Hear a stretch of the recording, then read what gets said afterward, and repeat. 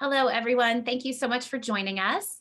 We have a number of people who are still joining the webinar, so we will get started in about 1 minute.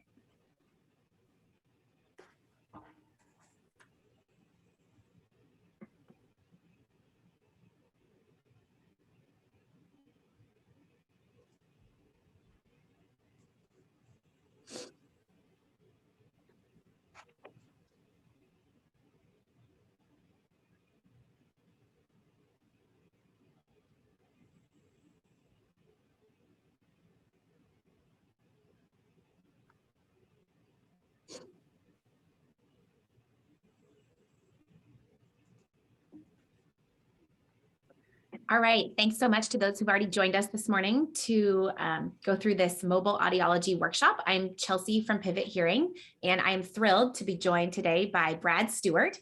Brad is a former private practice owner, and he had a lot of success building and growing a mobile audiology practice himself, and now he works to help other people do the same. So before I turn it over to Brad, just a little bit of housekeeping. If you have questions at any point during the workshop, feel free to use the Q&A box that's at the bottom of your Zoom interface, and you can pop a question in there, and we're going to leave plenty of time at the end to go through those questions. Any other issues or anything, feel free to use the chat or the Q&A box as well. And with that, I'm going to hand it over to Brad. Cool. Thank you. And just one more note, because this is an interactive workshop, Chelsea sent over some worksheets prior to the meeting. So if you haven't printed them out, I would suggest printing them out because it is going to be very hands-on and interactive as we go. All right. Well, thank you guys for taking some time out of your day. My goal is to make this super practical and valuable and to actually give you some things that you can start to work on. And so the goal of today's workshop is to, for one thing, kind of give you a sense of what it means to operate a mobile audiology practice, and then also to have you start taking some steps to analyze your market, start thinking about business model, and see if this is actually something that might be feasible for you to do inside of your practice. So to start off, I think that there's a lot of people have a lot of concepts of what we mean when we say mobile audiology, and certainly there are a lot of forms that mobile audiology practices can take. When I speak about mobile audiology, what I'm talking about is the format that I did, which is not having a big truck or a van outfitted to be a traveling clinic. Instead, simply having your equipment in a rolling bag or briefcase that you can take into homes and facilities and provide house call services at the patient's home where they live. And so that's the general idea. So as we go, I'm on my iPad here, so I'm going to be writing along. And again, I would encourage you guys to write and to follow along and to participate. So when we talk about where can I practice mobile audiology, I think the first thing that comes to people's minds is going to people's homes, like actually traveling out to a person's home and providing care in their home, which is certainly one of the places that we can provide mobile audiology services. But one of the things that I found in my practice is that the key for a successful mobile audiology practice to work is efficiency. And one of the best ways to be efficient is by seeing more people in one place without, with minimizing traveling time. So with that in mind, the first kind of place that I suggest we look for patients is independent living facilities. Next are assisted living facilities. Okay. So both independent and assisted facilities are going to have a large number of your target audience in a single facility. And so you're going to be able to speak to and be in front of a lot of your prospective patients in this place, and you'll be able to see multiple people in the same place at the same time, making you operate more efficiently. Another place you can do that is skilled nursing facilities, or SNFs. Skilled nursing facilities are going to be more like medical or rehab, and then also low income. And so skilled nursing facilities, in a lot of cases, at least I'm in the Dallas market. So in Texas with skilled nursing, you have to have a contract with the facility, and typically you have to be a Medicaid provider. So I was not a Medicaid provider. Again, like thinking about efficiency just didn't make sense for our business model. So we didn't really service many skilled nursing facilities, and then homes. Now, homes are viable. You just have to be very intentional with your territories and making sure that you're seeing people in a small geographic region on a given day. One of my students inside of my mobile practice program, she had been running her mobile practice for over 5 years, and she was an independent provider. She was working 80 hours a week, just absolutely killing herself, driving all over town, super inefficient, only seeing like 3 or 4 patients a day because she was going to individual people's homes, and her scheduling was super inefficient. And so she was running herself ragged, not really generating that many results. And now that she's started to dial in her scheduling, get a block schedule going, get territories set up, she's working significantly less. So efficiency is the name of the game here. Another interesting model is like concierge high end. So depending on where you are, like I'm in North Dallas. So in North Dallas, there's a pretty significant high income population. And so there's the possibility that you cater to executives, to C-suite type of people and provide concierge care. I had one business where basically the entire board of directors of the company were my patients, and I would just go out and spend half a day like working with them in their hearing and their hearing aids. And so that's another potential avenue that you can take. Let me just zoom out a little bit and give you guys a sense of who I am, what my context is, why I'm speaking about mobile audiology.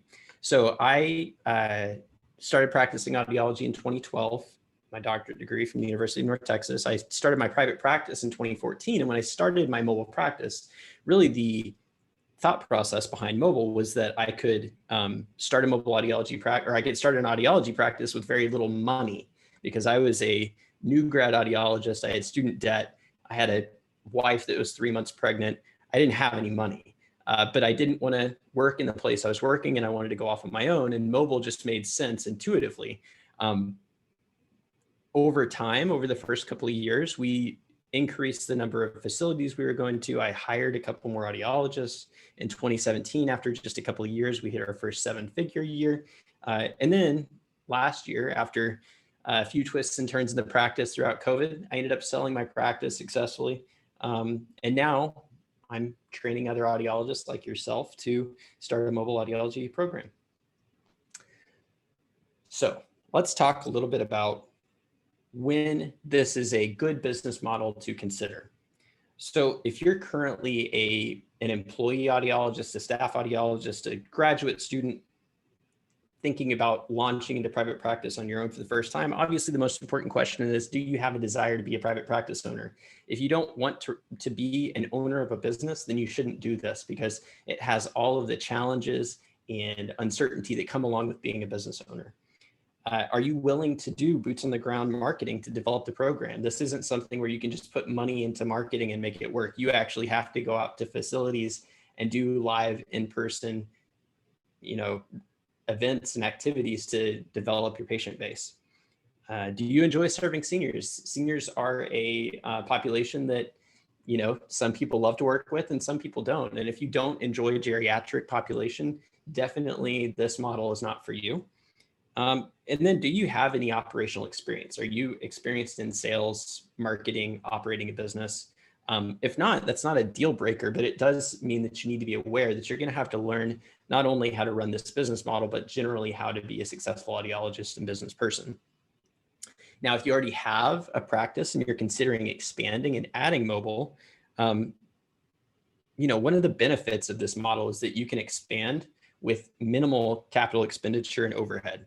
So if you know that your market, like I'm in Dallas, if you know that there's a huge opportunity in your market to expand, but you don't want to build 5 new locations, potentially mobile is a great way to expand the market that you serve. If you're an existing practice, you need to have somebody that's a champion for the program. Either you or one of your providers needs to be the person that is committed to making this program work, because it is work and it does take effort. You can't just launch it and hope that it works. You have to have somebody that's committed to making it happen. And then finally, are you willing to develop a program that operates cohesively within your existing practice? That's going to mean that you're going to have to train your staff to talk to patients about mobile versus your brick and mortar locations. That means that there's going to be a little bit more complexity that you have to be willing to operate with. So these are all important questions to ask yourself. Let's talk about pros and cons. So pros, low startup cost, right? You basically need your equipment. You need an audiometer, you need temp, real ear, all the clinical supplies, maybe some demo hearing aids. So you're not having to build out an entire office to start the practice. You just have a vehicle and your audiology equipment, and you're good to go.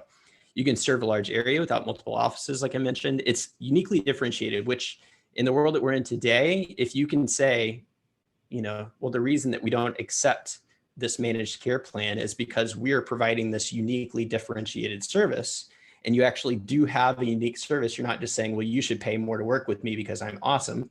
I'm sure you are, but that's a hard sell to patients, right? So if I can say we have this unique service that serves a need that was unmet in our market, then you can serve more people.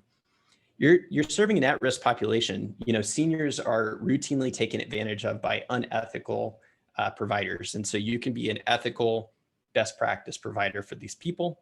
You have a captive audience. When you go into a senior living facility, you have a bunch of people, 2/3 or more of which are your potential patient. Word of mouth is awesome, because if you're in a facility and you provide awesome care, get great results for somebody, guess what? They live with a bunch of other people that happen to be in your target market, and they're going to talk to each other because they all live together. So that means your marketing costs are low. You're not sending a bunch of mailers. You don't have to do big digital campaigns. It's just getting out in front of people. You can operate out of network from insurance. You'll see challenging and interesting cases. You'll have to be creative in problem solving with the types of cases that you're seeing, because you're going to see cognitive issues. You're going to see physical disabilities. There's going to be a lot of things that you have to be creative and work around, which for somebody like myself, that's a pro.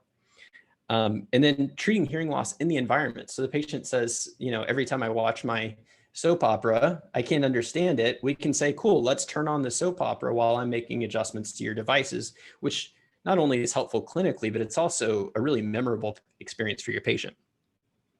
Downsides, it can be time intensive, especially if you're not efficient. You can end up spending a lot of time in the car.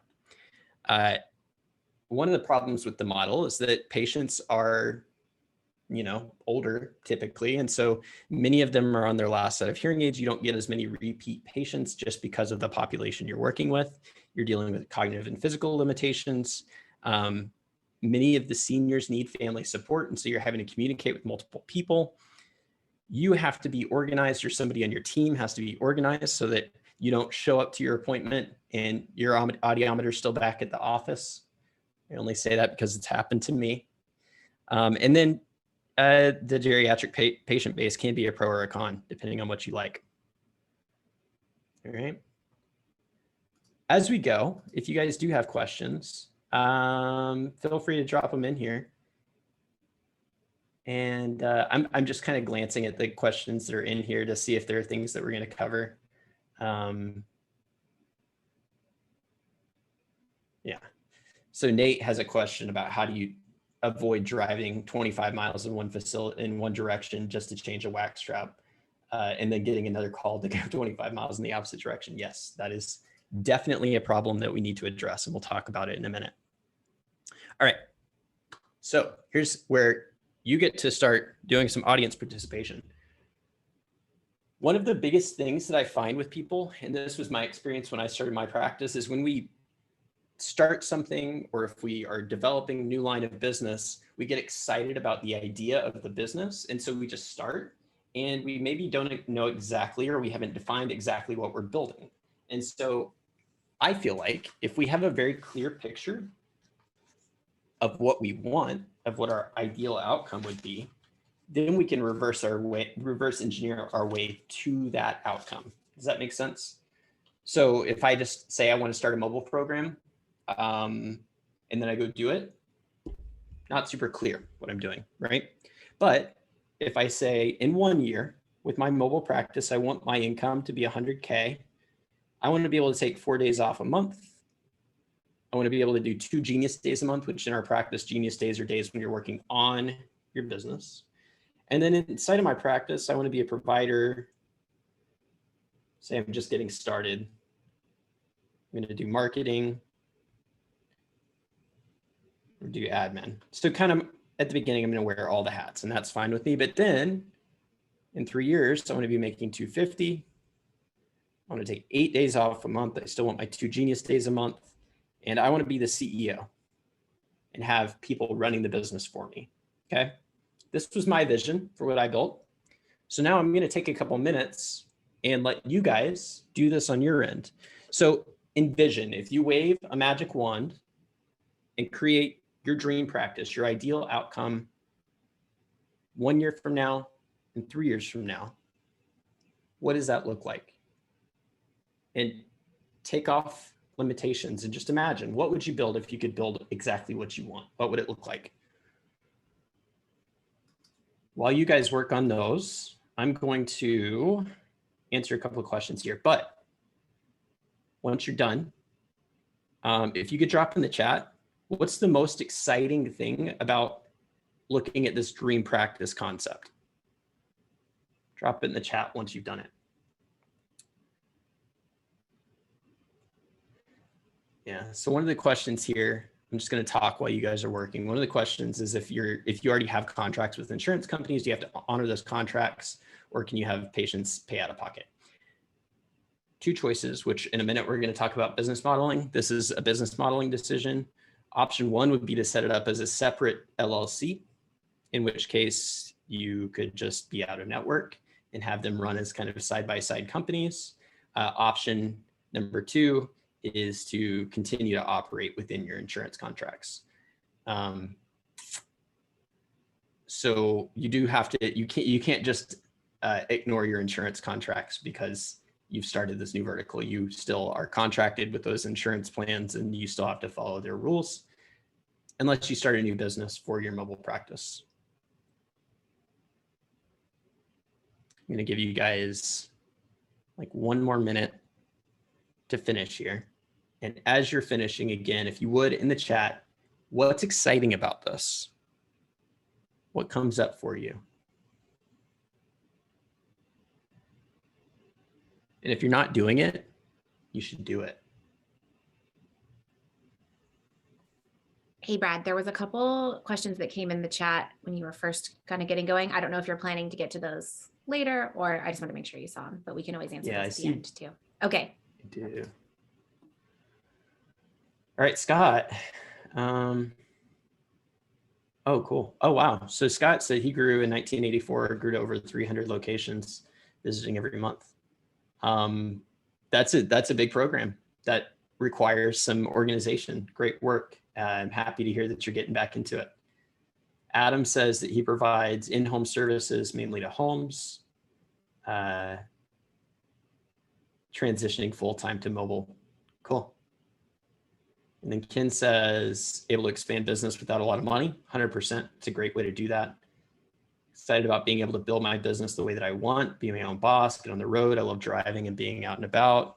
Awesome, Melissa, 100%. I have to say that when I was starting my practice and I was out on the road a lot, like I listened to a lot of audiobooks. I didn't get bored sitting in an office all day. And this is my personality. I know myself, right? So that was fun and exciting. Brandy, designing your own business, being able to serve patients how you want to help them. Cool. All right. Thank you guys for sharing. That's awesome. Telehealth provider. Interesting. Drew has a telehealth program that serves patients nationwide. Yeah, that's potentially a really interesting opportunity there. All right. So let's move on to the next part. So one of the considerations when you're starting this type of program is there a market for it? Is there an opportunity in my territory that I'm willing to serve to get, to have a business that's profitable and sustainable? So if my market is Dallas, and I'm willing to drive 45 minutes in any one direction, then what I would do, so what we're doing here is a territory analysis, and we're going to do a really quick and dirty territory analysis. It is not going to be robust or comprehensive, but this is something that after our call, you can come back to and actually work your way through more thoroughly so that you have a really good sense of what the opportunity is in your market. But I'm just going to give you guys kind of the high level overview so that you can get started with it.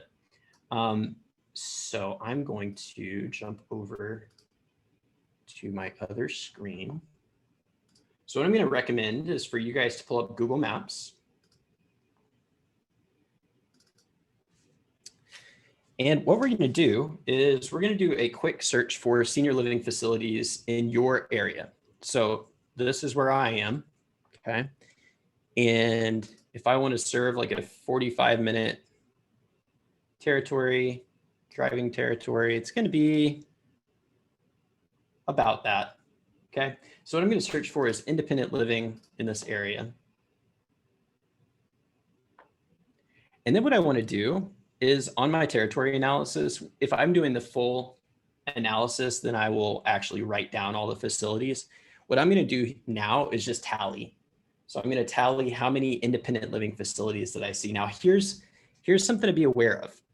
So just because something comes up as an independent facility doesn't necessarily mean that it's an independent living facility. Like I knew that one was not. So, you know, this one isn't even a facility. That's like a home to a home health company. So quick and dirty, go through these, take a note of how many independent facilities there are, and then do the same thing with assisted living. Again, we're getting a general high level sense.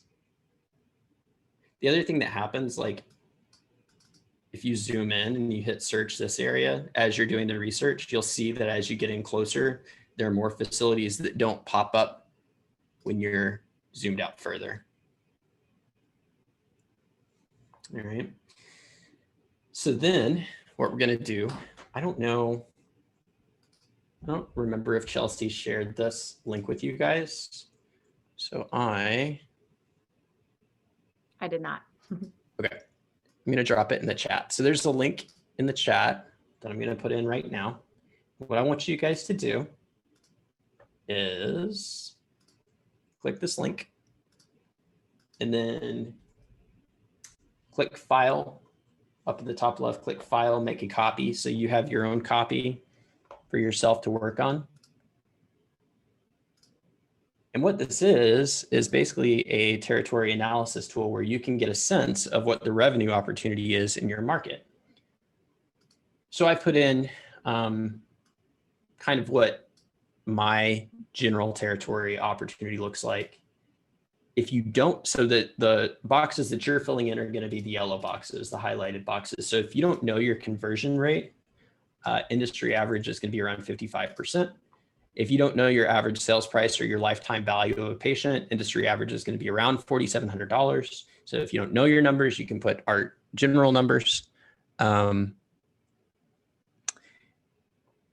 then when you put in the number of facilities, so you can see in my market, we've got about hey, Brad, just I'm going to interrupt you really quick. I think the link only went to hosts and panelists. So I am going to drop it into everyone right now. Just thank you. Let me know if you guys still don't see it. There we go. All right. But the cool thing here is you can see like in Dallas, big markets. So even in my general smaller territory, there's about a $4 million opportunity, assuming my treatment rate and ASP are average, right?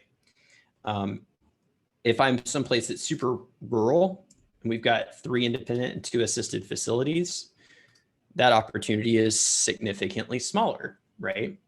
And if you know that we're going to have around a 30% profit margin, then you can see there's $188,000 work, or would I need this to just be a supplement to something else, right?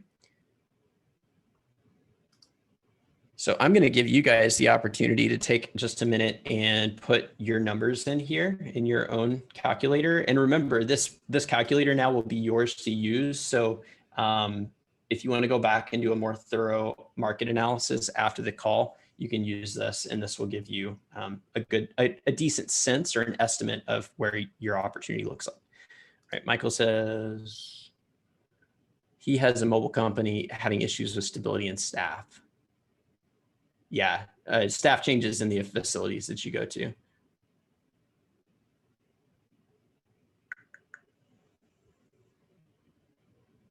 All right, so yeah, staff turnover when you're communicating with facilities is definitely a challenge. Super common problem in the industry is that you'll get a relationship established with like an activities coordinator or a nursing director, and then as soon as you start getting things set up, they leave. So what I suggest is to have a regular schedule that you're going out and make sure that they block it out on their activity calendar for like a year. And then that way you're just on their calendar for a year. And if a director changes, you're still on their activity calendar.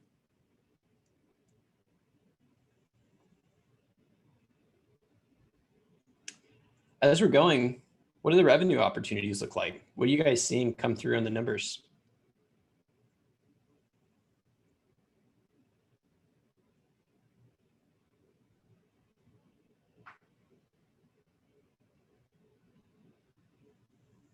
Anybody have a sense of your revenue opportunity yet? Adam asked, what about approaching like home health companies for referrals? Definitely is a supplemental marketing approach that isn't going to be a home run, but it is going to give you a trickle of leads. We'll talk a little bit about the marketing strategy in a few minutes. All right, I'm going to give us around another minute. Again, if you guys would let me know that you've gotten your number here by putting your revenue opportunity in the chat. I'm guessing we'll see quite a range because I'm guessing some of y'all are more rural and some are more urban and suburban.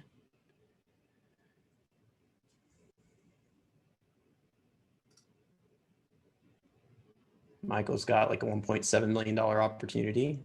Solid.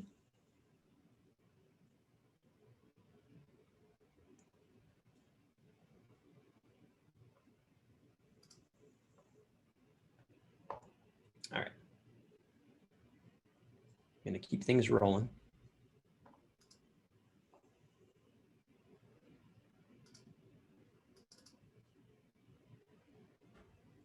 Okay. So a lot of the questions that I often get about this model are like, how do I set it up? What does the model look like? How do I actually like make business model decisions, right? So I like frameworks. I feel that frameworks are helpful to make decisions in a way that is structured and guided. So this kind of quadrant of profitability and complexity is a really good framework when we're analyzing business model opportunities. Just gonna look in the chat real quick, see what we got going through. Drew's got about 1.5 million in one of his markets. Jonelle, you got to make a file, make a copy, and then you can edit inside of your own calculator. So if we look at this, when we're thinking about business models, some models are more profitable, some are less profitable, some are complex, some are simple, right? So if you have a business model that lives over here in the world of complex but profitable, that's a business model that works. And I think that that is where most mobile practices live. I know that I lived in that quadrant for a long time where my business was confusing, complex. My employees got frustrated. My patients got frustrated. We were still profitable. It still worked. But the problem is this is a road to burnout.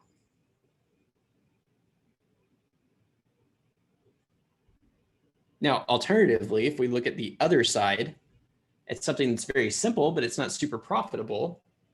What are we doing then? We're just doing busy work, right? Doing simple work, but it's not generating profit.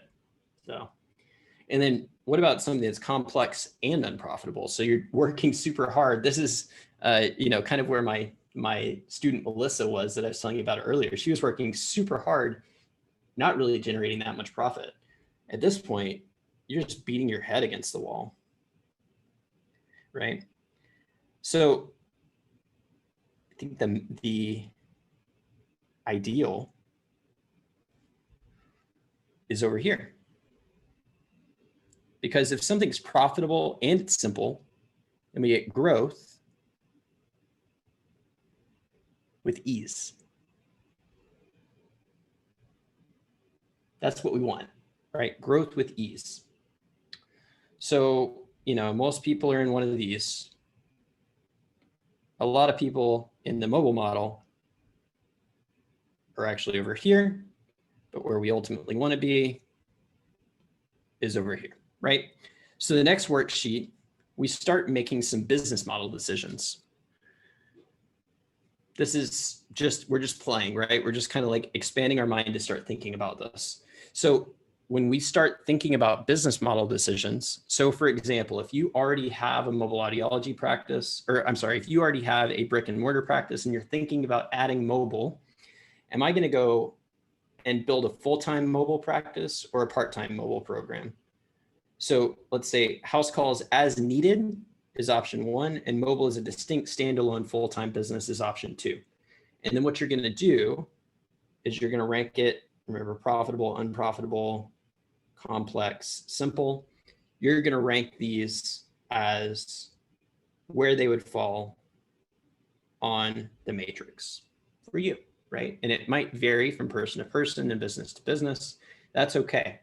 But as we're going through and we're making these business model decisions, these 5 decisions tend to be the ones that cause people to get stuck in indecision because they feel like really big, complex decisions that are challenging to think through and analyze and make educated, informed decisions around. Okay. A big one that I get a lot of questions about is around insurance versus private pay. And again, one of the benefits of this model, if this is the way that you choose to take it, is I think this is like the most clear example of the profitable, unprofitable, complex, simple. So if we accept commercial plans, that's like maybe profitable and complex. If we accept 3 PAs, let's say that's complex and also somewhat unprofitable. Let's say we accept all plans. So now that's very complex and also potentially bordering on unprofitable.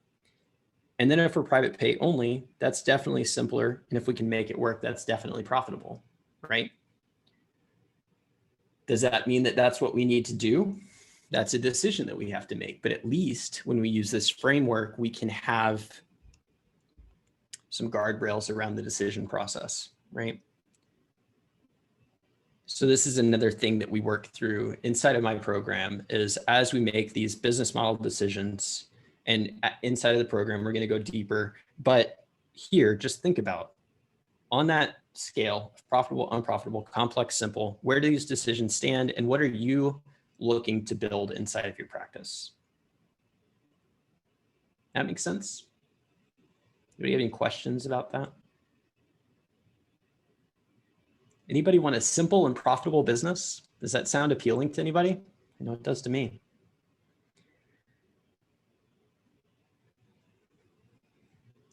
All right. So here's the deal. For those of you that don't have a mobile practice yet, so you're over here in this world of interested in mobile, and you're wanting to get to the successful mobile practice owner. And frankly, some of you guys are somewhere in the middle where you've maybe started, but you haven't yet become successful or you haven't yet developed a program that's sustainable. There are a few common causes for people to fail or get stuck inside of this model. The first problem is challenging service delivery, okay? So one of the questions earlier was, how do I avoid driving 25 miles in one direction to change a wax guard and then getting a call to go 25 miles in the other direction and change a wax guard that way? So this is kind of like the core problem of the mobile audiology practice, is how do I develop a program where my service delivery is structured, my time is honored and respected, my patients value the program, and they don't get frustrated when I can't come out to them immediately. Like, how do we fulfill, it's good for the practice, it's good for the providers, it's good for the staff, and it's good for the patient, right? That's a big problem inside of the mobile model. The second one is uncertainty around marketing. So you guys are seeing some of the questions in the chat around, like, who do I talk to? How do I get past gatekeepers? And then the other thing is, once I get into these facilities, what do I do? Like, what's the best way to convert residents of a facility into hearing evaluation appointments, like new patient consultations? We need a marketing plan that's certain, that works, right? But most people don't have that. And then finally, another huge problem inside of this model is inefficient staffing and scheduling. Scheduling is like kind of the heart and soul of a successful mobile audiology practice. And if you don't have really solid scheduling systems, then you're going to end up doing exactly what the participant asked about earlier, where you're driving all around town, not generating any revenue, wasting a ton of time, spending a ton of windshield time just in your car. And then also with staffing, what I see a lot of times is people want to grow this program. And so they add people, but instead of making their practice more profitable and simpler, the new staff actually make the business more complex and less profitable, right? And so when we hire staff and it makes our business more complex and less profitable, obviously that's not what we were going for when we hired that person. So how do we develop systems and, again, decision-making frameworks to make sure that we're hiring the right people? Okay. So these questions are what I have based my training program around. And in just a second, I'm going to kind of go through all the different components that you need to be thinking about as you're launching your mobile practice around these topics. So instead of uncertainty around the business model, we need a proven, simple business model. So we need to start with identifying where we want our program to be, what we're trying to build, what is it, right? That's kind of like that dream practice exercise. That's some of the work that we do around that. We need to structure it where there's a business model and a pricing model that keeps your patients served and engaged, but it doesn't cause you to kill yourself driving all over town. And then set up for success, which simply is like, what equipment do I buy? What type of audiometer do I need? What kind of laptop do I need? How do I connect to the internet when I'm at somebody's home? How do I deal with ambient? Like, I just saw a question come through. How do I deal with ambient noise in the home? Like, all of these are setting your business up to be successful. All the logistical kind of, how do I run a clinic out of somebody's home? That's what we need to make sure we do effectively under this setup for success. Confident marketing strategy. So marketing inside of a mobile practice can be super simple. I actually really love this model because the marketing is so simple. I'm a huge marketing nerd. I love getting in the weeds with all of the automations and the cool stuff you can do with marketing. But with mobile, you don't have to do that. It's super simple. Develop a plan of how often you're going to go to different facilities. 2 types of activities: free hearing clinics and seminars. If you do those 2 things and you have a structure that converts people from participant to patient, you can just do those 2 things inside of this model, and you can like gauge, you can dictate how many patients and prospects you're seeing. Okay, so just by doing more activities, we can really pretty accurately ballpark how many patients we expect to schedule at each of these types of events. Like, for example, at an assisted living facility, if you do a free hearing clinic, we expect to schedule 1 new patient consultation. If you do the same type of activity at an independent facility, we expect on average 2 new patient consultations. So if we can take those averages and we can apply them to your marketing plan, we can kind of forecast what your practice is going to look like, which is great peace of mind. And then finally, hiring for simplicity. So hire the right person, the right position. Block scheduling is key. So identifying territories and then blocking where you're going to be for a given day. So don't say, I'm willing to be over here and over here on the same day. On Monday, I'm in territory 1.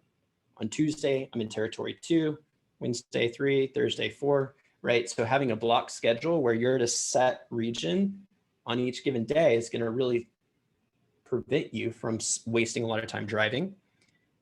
And then finally, especially if you're wanting to build a business that doesn't rely on you, or if you're wanting to build a business that you can sell someday, like I was able to do, you need to have systems to train your team so that you can make this a business built around standard operating procedures and frameworks, so you know you're delivering consistent results with all of your employees and staff. Right, so that is the model of my program. I know that we have a few questions coming in, which is awesome. Please keep sending questions in. Here in just a few minutes, I'm going to give you guys a link to check out more about my program. But first, I want to pass off to Chelsea and have Chelsea talk a little bit about how I have been collaborating with Pivot and what Pivot can do, especially if you're looking to start this type of model. So I'm going to stop sharing here and let Chelsea jump in. Okay, great. Let me see if I can pull up. Weird, it's not letting me share my PowerPoint. Let me try it a different way here. Okay. Are you all able to see my screen now? Yeah. You see it, Brad? Okay, great. Well, thanks so much, Brad. That was really interesting. Very informative. I learned a lot actually about mobile audiology during that, and I hope everyone else did too. So like Brad said, we do have a number of questions that have come in, and we're happy to answer those. If you have a question that you haven't asked yet, please go ahead and drop it in the Q&A or in the chat, and we'll make sure to get to it here in just a couple minutes. Before we do that, I just wanted to share a little bit about our philosophy here at Pivot, because I think it ties in really nicely with what Brad's talked about today. And that's that when private practices put the patient care and experience at the center of their model and then build a fortified practice around that, they will succeed, kind of no matter what the challenges are that arise. And that's something that I love about what Brad has talked about today, is you can so very clearly see the benefit for the patient. I feel like things come across my desk all the time, and we kind of have a philosophy here at Pivot where we ask ourselves, what's the benefit to the patient in this? And if you can't find one, we're usually pretty hesitant to get behind it. And I think this is totally the opposite of that. You can very clearly see the benefit to the patient, and of course the benefits to providers and business owners and all of that as well that Brad has detailed. But I think that's kind of the beauty of it, and why Brad's been so successful with it, and why all of you here today have the opportunity to be successful with it as well. I also want to share our mission statement here at Pivot, which is that we stand with private practices because we believe they provide the best patient care.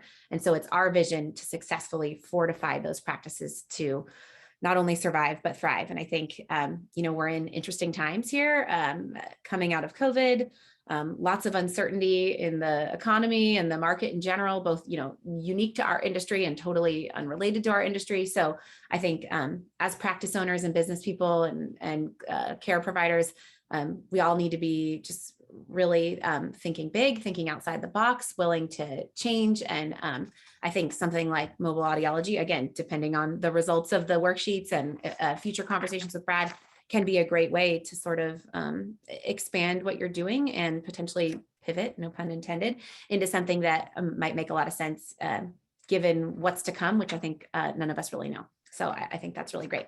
So I just wanted to share for a minute here. It's up on the screen, and I'm not going to read all of these off to you guys. You guys can read. These are, you can learn more about what we do on our website. But we do all kinds of things to help private practices be more successful. We work with practices that are traditional brick and mortar. We work with practices that are 100% mobile. And then we work with lots of practices that have a hybrid model. And I think the vast majority of things on this screen are relevant regardless of which one of those models you're in today or that you're going to be in the future. So again, I can go into more detail at any time with anyone who's interested about all the different things we do, but we help drive new patients to your practice. Again, regardless of the model, we help nurture existing patients. And then we do all kinds of other practice management and support designed to help you be more successful. One thing I'll mention too is that in our collaboration with Brad, we've actually come up with a really unique way to access his program, and it can potentially have no out-of-pocket cost to you. Again, I'm not going to go into all the details on how that works right now because we do have limited time. But if that's something that you're interested in, if the type of services that we provide are interesting to you and what you've heard today from Brad is interesting, there's actually a way to access all of the wealth of information and mentoring and all that Brad has, potentially at no out-of-pocket cost to you. And I'd be happy to share those details with anyone who's interested. Also, just wanted to show a few examples of the types of things that we do for practices. Again, that list was huge and it could take me an hour to show you examples of everything. Brad talked a little bit about marketing. He's got some very simple, clear-cut, proven recommendations for how to do that. Pivot is really experienced at helping practices develop or refresh your brand. And I think especially if you're adding mobile, it's important to think about that.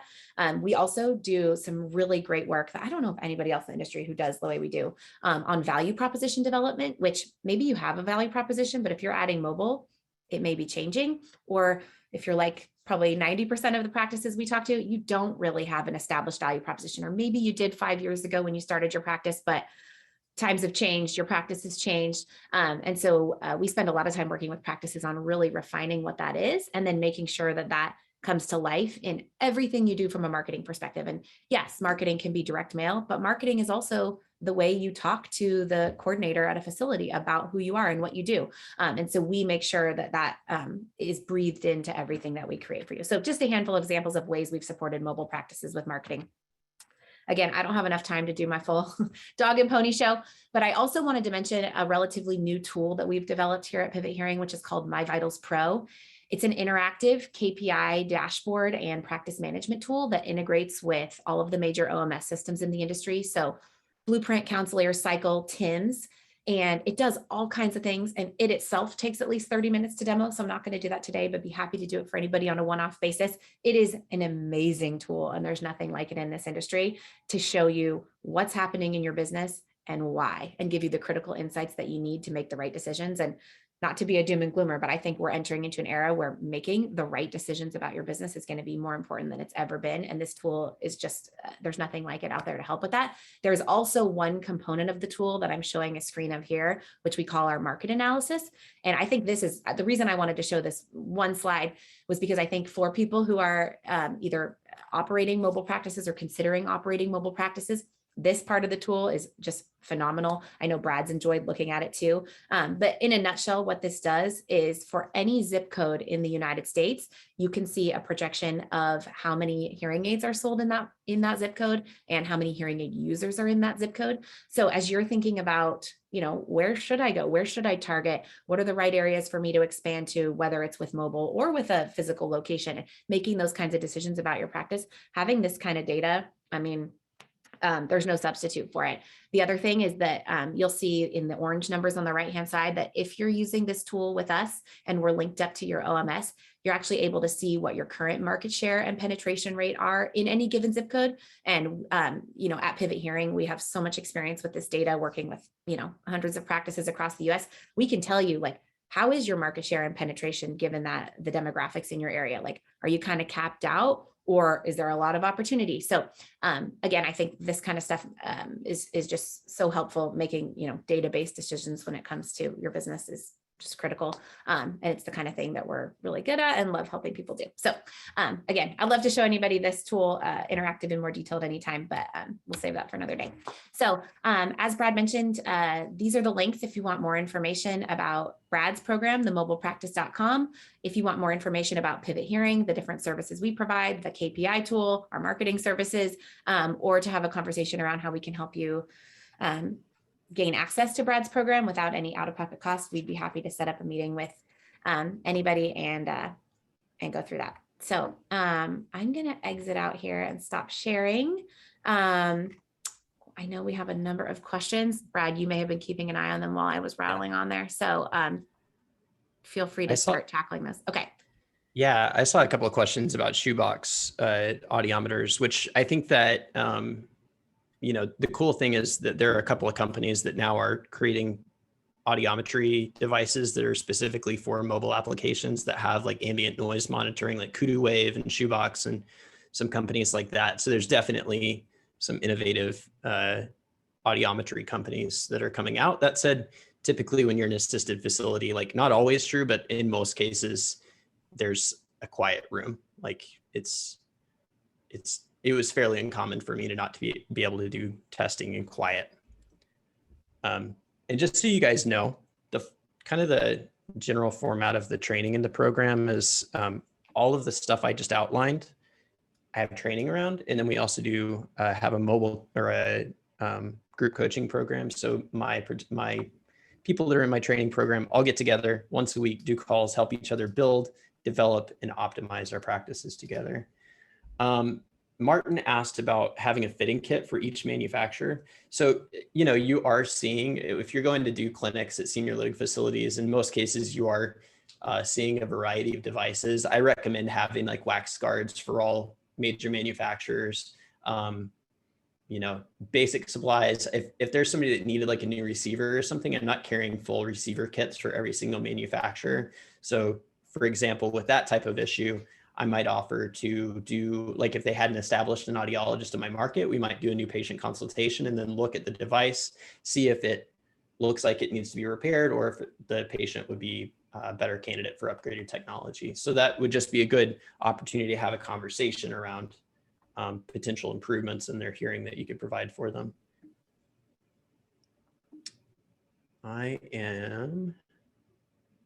Okay, Jimmy asked, how are the monthly clinics scheduled? Generally, it's about an hour. Depending on how many people sign up, we have appointment times for each person. So we give the facility a sign-up sheet and provide about, 5 to 10 minutes of one-on-one time for each person. If they don't have hearing aids, we're doing a screening and otoscopy. If they do have hearing aids, we're doing otoscopy and a clean and check. And then we have kind of a specific script and process that we go through that allows us to convert a lot of those people that are good candidates into consultation appointments.